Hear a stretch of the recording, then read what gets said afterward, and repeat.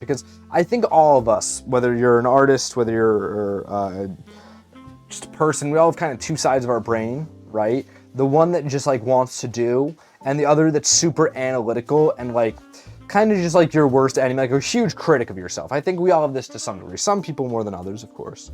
But I mean, you know, have you ever like done something and then been sitting up in your bed like a month later, like, oh my God, I sound like an idiot in that conversation. I think even something like that is an example of those two sides of ourselves sort of conflicting, right? You have the one side that's just doing, being natural, and the other side that's thinking back, doing like an employee review of how you did in the conversation. It's ridiculous, really. And I think we can also all relate to the idea that if you were always working with the side of your brain that's sitting in your bed at 3 a.m., laying up thinking about how embarrassing you are, if that was the side of your brain in control all the time, you would never speak to anyone. You would never get anything done. You know, oh, should I go tell that guy his shirt's cool? No, I'd sound like an idiot. You know, you would never move. You would never do anything.